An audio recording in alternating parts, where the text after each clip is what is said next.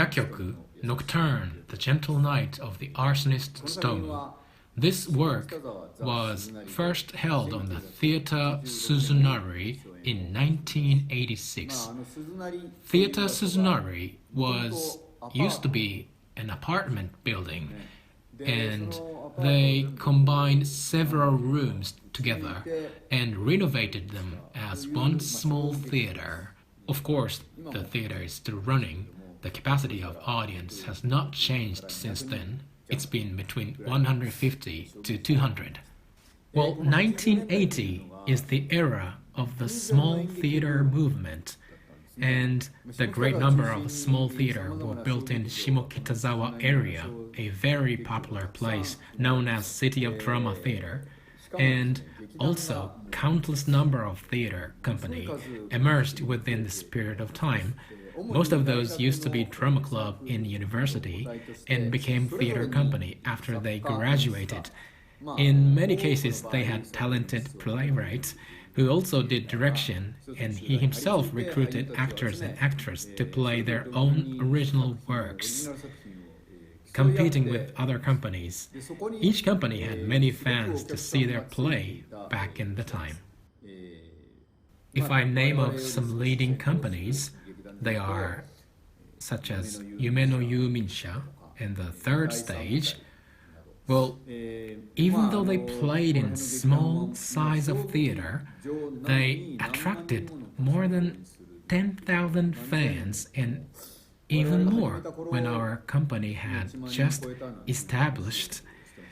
Looking back of the time, comparing to the present, I really miss the passion of this era and think how great and precious seasons we were. Theater play became new culture among Japanese in this season. It was such a special period of time. Well, first of all, theater play started from the beginning, not with shingeki, but with underground play, which exits from theater, such as tent theater or underground space, pursuing the original way of expressing with non-proper theater. They are somehow anti-theater-minded group of people. However, it made great sense for young creators to transform somewhere non-theater space to theatrical place, because it was very hard and difficult for them, and of course for us at the time when we had just started our theater company to make enough money to charge normal theater. They even found and created new genre of play by going out of orthodox theater. We set off our journey in the very middle of this turbulent season, establishing our brand new theater company, which is called Baby-Faced Theater, Zennin Kaigi in Japanese. I'm the playwright and director of the company, and Seiji Rokkaku and Akira Okamori and the leading actors with other great actors and actresses. There were some trends of drama style among those small theater play. For example, SF style and fantasy style are major ones. Their style often uses lots of jokes, rhythm, and fast tempo as key factors, and nothing like what ordinary street play does in Japan. So there was big difference at their way of making drama between those old and new style, but in other words, they created new structure of story. I can say this trend became new literature in this era when Star Wars started and SFX movie became very popular. We are very affected from this trend and trying to make story by moving time and space freely like other fantasy story, not with orthodox way, like drawing ordinary people existing in the real life, explaining their background and concluding like they're supposed to be. We rather let them live in another world, in another time. Thinking of the time I wrote this story, I was one of those people who was very influenced from this trend. In this case, I used what is so-called time travel. Name of main character is Tsutomu, who is arsonist. He raised fire, abandoned building, and accidentally somehow called up ancient soldier and bring back their story into present. In brief, Japanese ancient soldiers made time travel to today, making lots of trouble with the people who live in the present day.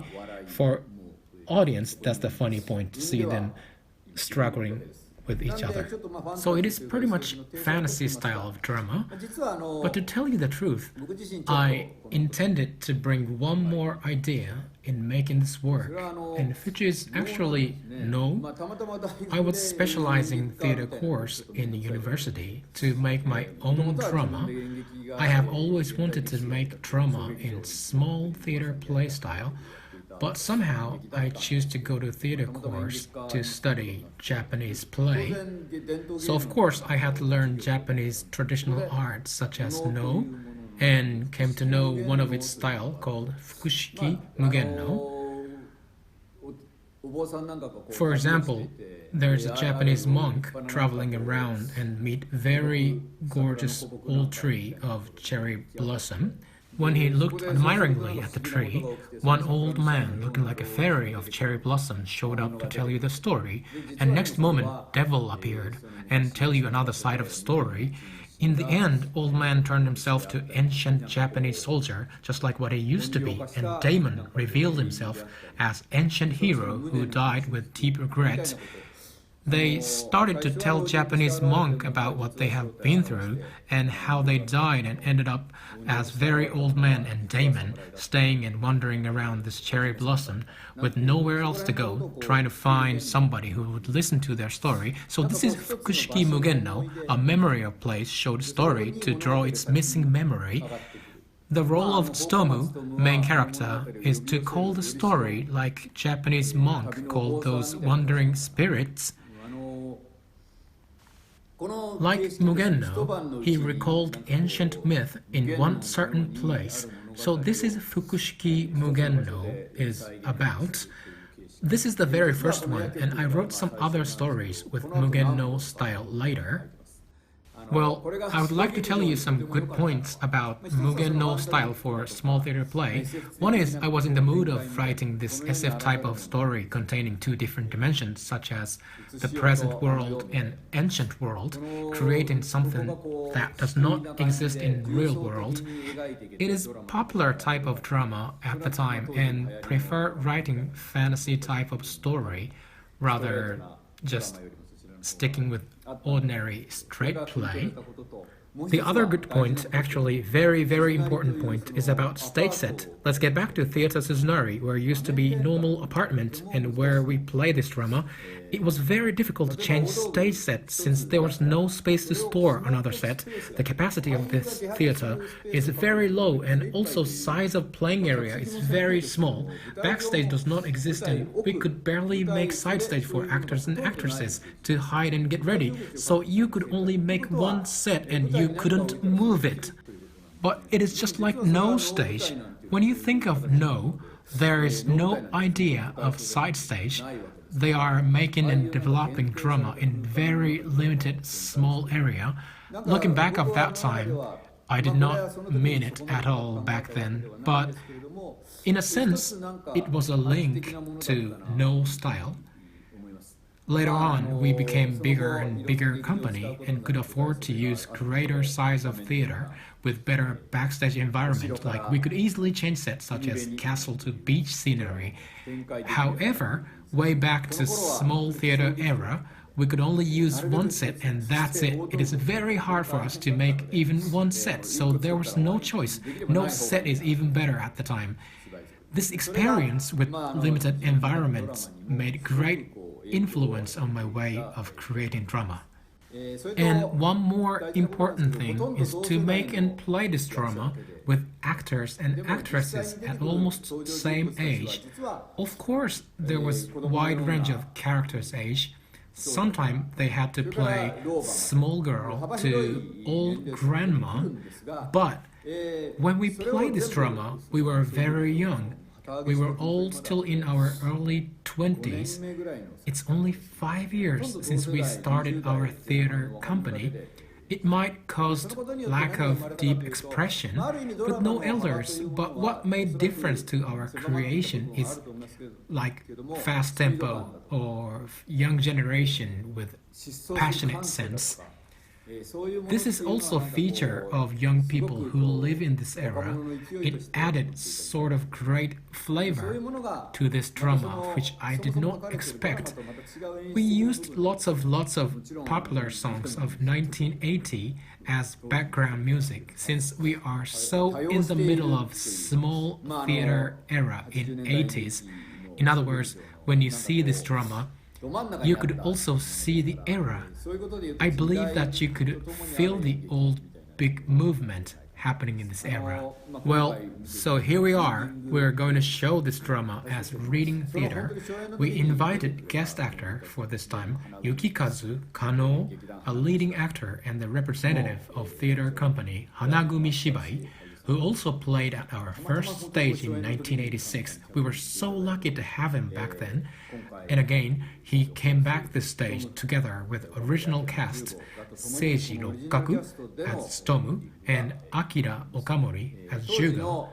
Even though this is reading style, I often used missing old original direction to bring back the nuance of 1980, like rhythm, the way of speaking, total atmosphere of oldies, and so on. In a sense, I feel so new with this old direction and very interesting this time.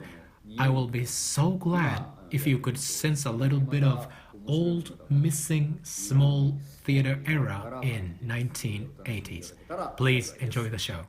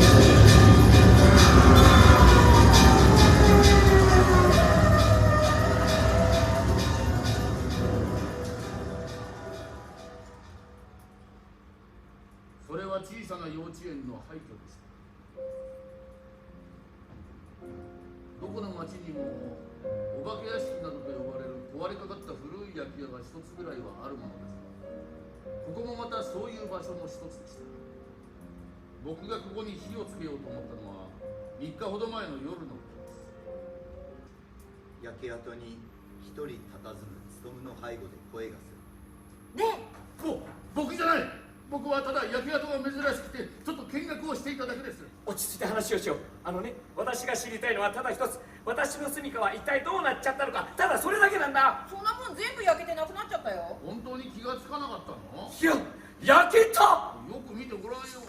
火をつけたんだな。火を見ながらマッチをするときにはいつも僕はそれを道端に捨てる覚悟を自分によく言い聞かせておくんです。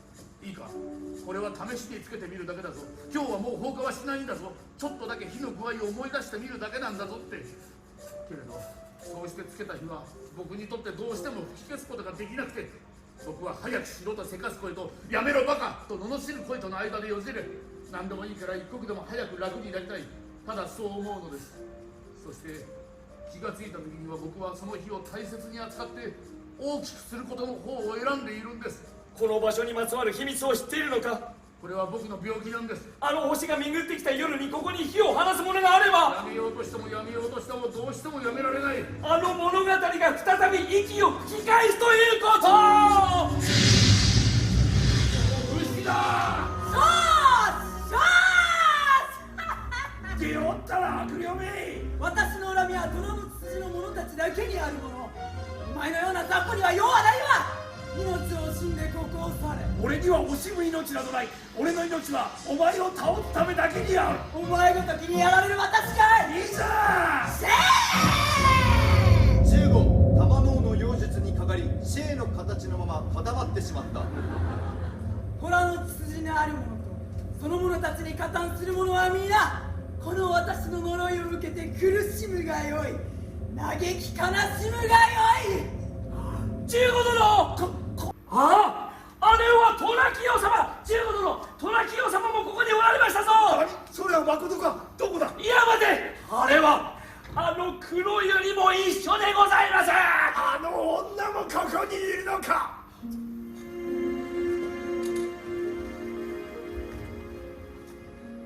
きっとこんな夜だったに違いない。ロレンゾーという若いベニスの商人がユダヤ人の金貸しの娘を略奪し、月を見ながら恋を語り合ったのは、ほら、あのほうき星が長い衣の裾を引くように、きっとこんな夜だった。この世の名残、世も名残と、あのお初と徳兵衛が涙ながらに誓い合い、曽根崎の森で二人、命を絶ったのは。きっとこんな夜だった。夜空に輝くでっかい星をつかむまで血の汗流し涙も吹かず、長野の裏でヒューマがノックを受けたのは。それでもあなたは早川家のお世継ぎか。虎の末裔と伝えられるあの勇ましい一族の王子か。15はあまりにも情けのうございますぞ。やあ、15か。いやじゃない。いい加減目を覚ましてください、虎京様。いつまでもそのような卑しい女にうつつを抜かして、殿には千代姫様という美しい言い名付けがいるのですぞ。もし僕にできることがあれば何度も言いつけてください。もしお役に立てることがあるならば。田山殿、燃える時がとうとう来たんだ。今まで燃やしてばかりいた僕にとうとう自分が、この僕が燃え上がる時が来たんだ。いつも物語の蚊帳の外で待ちぼうけを食っていたこの僕が、今度こそは物語の蚊帳の中だ。敵だっているぞ。僕がやっつけるべき敵だ。もう無理やり敵を探すこともないし、無理やり夢を見る必要もないんだ。僕は今物語の中心にいて、そして自分で燃え上がるんだ。15さん、敵はあの悪郎ですね。何を憂えてるんだい。いえ、別に。あの子猫ちゃんはどうしたのさ。さあってずいぶん冷たいんだね。あいつはすっかりお前に夢中だよ。毛虫になりたいんだってさ。とっくに死んでるはずのお前に新しい魂を吹き込んでやったのは私だよ。お前は私のおかげでそうしていられるんだ。そして私を抱けばお前は決して老いることはない。さあ抱いとくれ。今はそういう気分では。お前はそうやって眉間にシワを寄せ苦しんでる時が一番綺麗だね。私そうやって苦しそうにしてるお前を見てると、ますますお前が欲しい気分になるんだよ。お前はいつだって気分なんじゃないか。年中発情しているのか。お黙り。お前は忘れたのかい。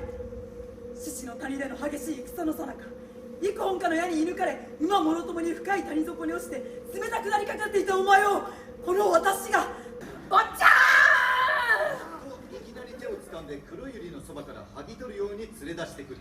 何すんだよ、話せよ。いいえ、話してたまるものですか。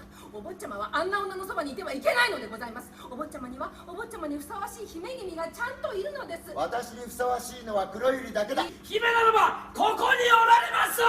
じ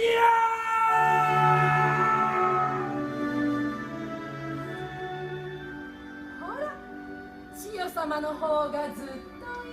勝負ありましたな。千代姫です。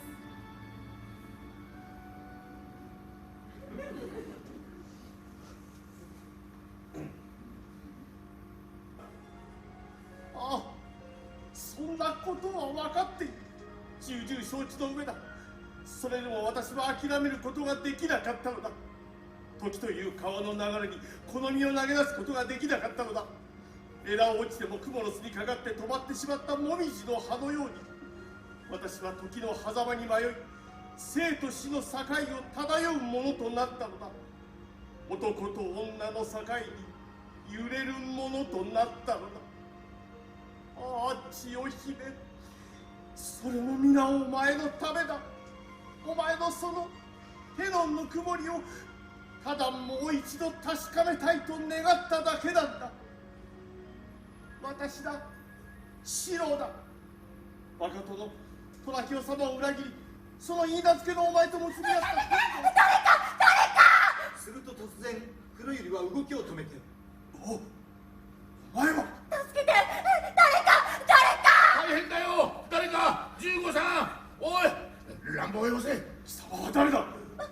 私は千代姫トラキオ様の言い出しで。ほら、俺はここだよ、無視すんなよ、おい。誰の仕業だ。誰に言われた。千代姫はどこだ。だから私が。正直に言え。そうすれば命だけは助けてやる。乳母様と15様に言われました。お前は千代姫様によく似ているからその影をやれと。千代姫はどこだ。知りません。私は何も知りません。15さん。15、静かに刀を抜く。お助けください。仕方なかったのです。私には何やら。ただ私はあなた様のお言いつけ通り。どのようなことがあっても言ってはならぬと俺はお前に言わなかったが。でも喋らなければ殺された。死んでも言うなと言わなかったが。お許しください。私のような田舎の娘にはやだよ。15、刀を構えると、なんちゃってー、なんちゃってー。バカ、危ないではないか。僕の夢はいつもこうすれば終わるんだ。空を飛んでいて僕の翼が突然消えてキリキリ舞いしてる時、一つ目のトカゲに追われて絶対絶命になった時、僕はこうして手をぐるぐる回して叫ぶんだ。なんちゃってー。そうすりゃ夢はそこで終わって僕はベッドの中で目を覚ます。汗びっしょりかいて起きるんだ。なんちゃってー。しかし悪夢は終わらず、千代の影の断末魔。ツトム、呆然とへたりこく。マッチ、僕のマッチ返して。ツトム、15たちから離れ、うつろな目で焼け跡を見る。黒百合は刀を構えて、その手で千代姫を殺したのか。そうだ、影浦四郎という男との不義3つを罰するため、そして虎清様を黒百合という女から引き離すため。黒百合耐えきれず15に切りかかる。2人の激しい立ち回り。しかし自力に勝る15はじわりと黒百合を追い詰めて、そしてとうとうと思ったら、その時物陰から虎清が飛び出してきて、黒百合の身代わりとなって15の刃を受ける。お前という男はどこまで俺をコケにすれば気が済むんだ。痛いよ15。15殿、あなた何ということを。トラキオ様。これは俺がやったのか、それとも俺の夢の仕業か。真実だよ、夢じゃない。15、お前がそれをやったんだ。けれどそれは天があらかじめお前たち2人に用意していた結末、いつかは必ずこうなる運命だったんだよ。15、お前がやらなければそれは私がきっとやったことだよ。私がやらなければトラキオがきっと自分でやったことだよ。殿、トラキオ様。黒百合はトラキオ様、黒百合などという女はこの世にはおりませんぞ。それは幻なのですぞ。黒百合お前はそうやっていつまでも無邪気に幻を追うがいい。肉を裂いて流れ出るどす黒い血が温かいということも知らず、息が止まった人のむくろ、それがどんなに美しい人のものであっても別れを嘆く暇もなく死ねばすぐに嫌な匂いを漂わせて腐り始め、やがては白い宇治がその腐肉を崩していくということも知らず、お前はただ夜明けの森で珍しい蝶を探し求める者のように一人夢の中で戯れ続けるがいい。しかしいいか、その生温かいのがお前の血だ。お前の体を満たしていたものだ。その腹から流れ出てきたものがお前の臓腑だ。お前の中に詰まっていたものだ。これでもまだお前は夢を見ようというのか。15殿、俺は違うぞ。俺が知っているのは切れば血の吹き出す好みの痛みだ。人が死ぬ間際に漏らす恐ろしいうめきだ。黒百合、僕の百合。それでもお前は幻を求めるのか、夢を見るのか。すると黒百合、苦しがるトラキオのもとに行く。黒百合。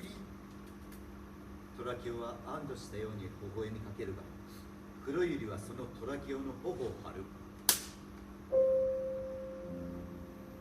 黒百合は優しくトラキオの手を取って、ほら、あの星がますます青く、きっとこんな夜だった。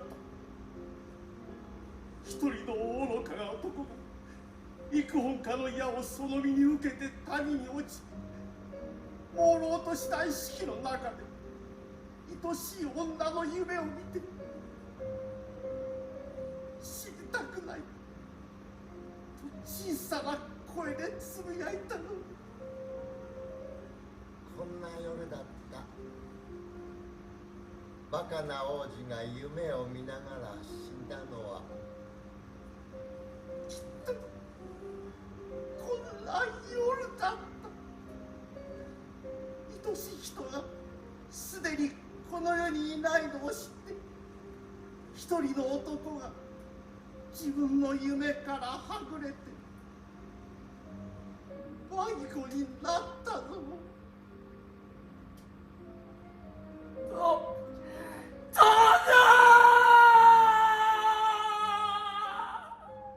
トラキオ、絶命する。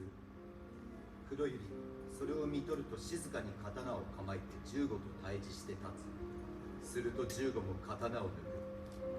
二人黙ったままで幾度か剣を交える。勉はさっきからそれをじっと見ていたが、さよちゃん、焼け残りの柱の陰にさよは立っている。どこ行ってるの？ここはもうダメだよ。なんだかよく分かんなくなってきちゃった。どっちがいいものか悪者か分かんないし、なんせ僕たちと全然関係ないんだ。なんだか難しくてさ、僕また一人蚊帳の外、なんだか寂しくなってきちゃった。そう。もう行こう。ここにいてもしょうがないよ。ぼんやり見てるだけだから。ギャグもないし。どうしたの、さやちゃん。もう一度火をつけてくれる？いいよ。今度はもうちょっと面白そうなとこに火をつけよう。インディアンが出てくるようなやつでさ、僕たち保安官と一緒に戦うの。もっと分かりやすいやつ。違うの。そうか、さよちゃん女の子だもんね。若草物語みたいなのがいいのかな。もう一度ここを焼いてほしいの。だってこれ以上何を焼くの？ここの思い出。だって焼け跡なんだよ。最後、突然15らの戦いの中に入っていこうとする。勉は慌てて止めて、何すんだよ、さよちゃん。危ないよ。この人たちもうさっきまでのこの人たちとは別人だよ。すごくマジなんだよ。甘くはないんだよ。君が出て行ったって仲直りなんかしちゃしないよ。だから眠らせてあげて。思い出をゆっくり眠らせてあげて。だからって君は一体どうしたいの？危ないよ。殺し合いしてんだよ。ゲームや余興じゃないんだよ。君に何の関係があるんだよ。もう行こう。もうこんなとこにいたくないよ。さよちゃん、僕たちには僕たちのやり方があるよ。どうするの？逃げるの。そう。さよなら。さよちゃん。私は逃げるわけにはいかないの。どうしてだよ。これは私の思い出だから。私だけの物語だから。何言ってんの？さよは黙って腕を見せる。あの星。さよは静かに黒百合の方へ向かう。勉は驚きで硬直したまま。初めて火をつけたのはもう随分と前のことです。理科の実験で生まれて初めて自分で吸ったマッチの炎が忘れられなくて、僕は放課後家に帰ると母の目を盗んで台所からマッチ箱を一つ取り出して近くの森に行ったのです。冬が近いことを知らせる北風がとても強くて、僕は何本もマッチをすり直さなければならなかったことを覚えています。そしてようやく着いた日は、僕の手の中でまるで小さな生き物のように体いっぱいに空気をはらんで呼吸を始めたのです。それが辺りの枯葉に燃え移り、その林の中に絵本で見たインディアンののろしのような煙を立て始めるまでには大した時間はかかりませんでした。気がつくと僕はそこを逃げ出してやじ馬の後ろの方で泣いていました。僕の目からあんなにたくさんの涙が出たのは初めてでした。まるで僕の瞳の奥には深い井戸でも隠してあるみたいに止めるもなく涙があふれて止まりませんでした。そしたらそばに立っていたどこかのおじさんが「坊や、泣かなくたっていいんだよ。火なんてすぐに消えちまうもんだ。こんなこと大人になれば何でもないことなんだよ。ちっとも怖いもんじゃないさ」って。そしたら僕はなんだか余計に悲しくなって、さよは黒百合をかばい15の刃をその身に受けた。さよちゃん、お願い、火をつけて早く。さよちゃん、15、貴様来ないで、こっち来ないで。あなたはそちら側にいて。待って、あなたはそちら側に火をつけて私たちを眠らせて。僕嫌だよ。もう蚊帳の外は嫌だよ。これは私の思い出だから。だって僕はどうなんの、どうすりゃいいの。火をつけてもう一度燃やしてお願い。苦しい。さよちゃん、早く。さよは手を伸ばしてつとむの差し出す炎を握りしめる。するとまるで体に火がつき、さよ自身がマッチの炎になったように激しく震え始めた。つとむはそんなさよとマッチの軸でつながったまま、いつも一つの物語を読み終わりそうになるとき、僕はその人々、悪役も正義の味方もみんなにさよならを言うのが辛くなっちゃって、少しずつ物語を引き伸ばそうとしてゆっくりとページをめくり出すのです。それでも物語にはいつか必ず終わりが来て、きっとさよならの時が。そして燃え上がり炎の中に消えていく物語の人々の影。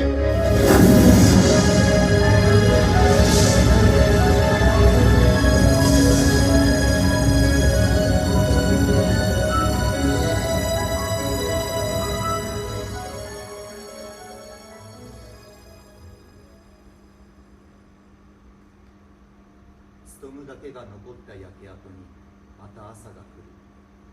疲れ果てたつとむ、ゆっくりと立ち上がりなが